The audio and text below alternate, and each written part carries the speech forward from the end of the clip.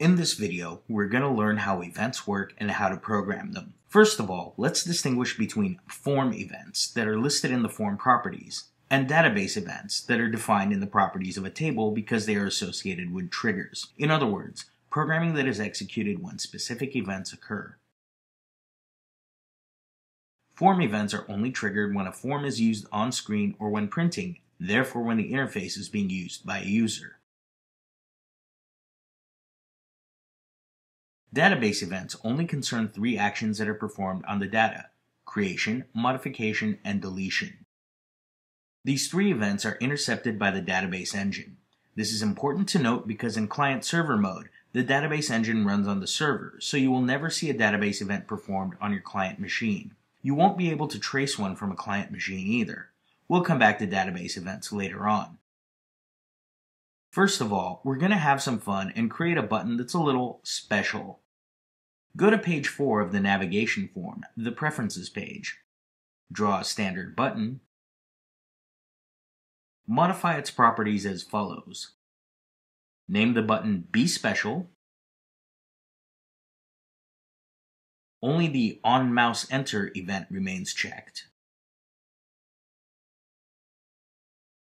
Edit its method, alt-click on the button, and enter the following code.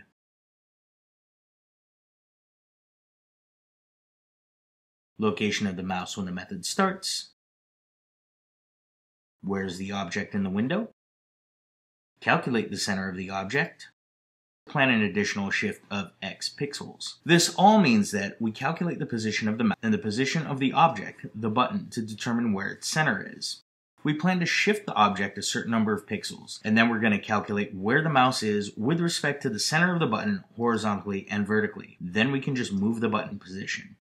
Let's see what this gives us. Display the form using the navigator method. Go to the Preferences page and try to click on the button. Each time you get near the button, it moves in the opposite direction. If the button falls off the screen, close the form and start again. The button will reappear in its initial location. So that was one example of using events. Let's look at another one.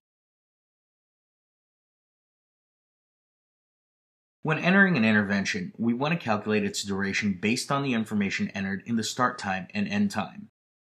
We'll need to first add an end time field to the table.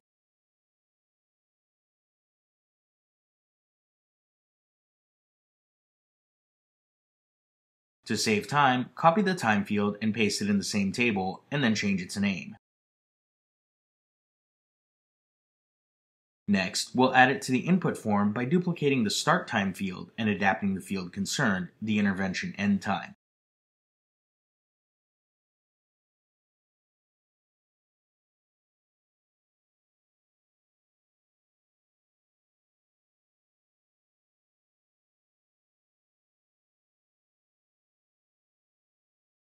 We must also add the duration to check that our programming works properly.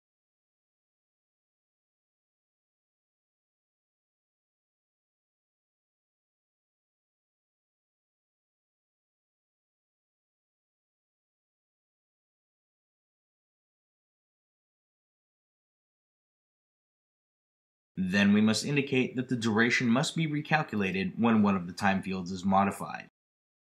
So we check the OnDataChange event and indicate the calculation to perform. Warning: alt-clicking on two objects that do not have methods only creates the method for the object that was clicked.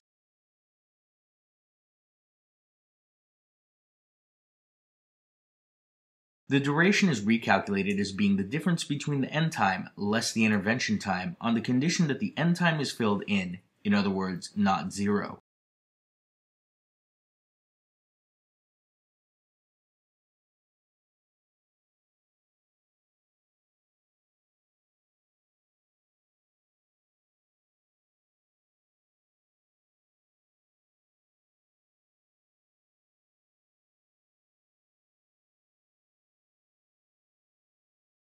We can copy the code and now create the end time method.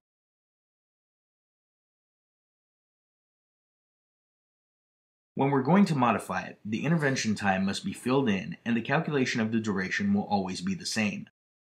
Of course, we're going to check that times are enterable, and then we'll test on an intervention.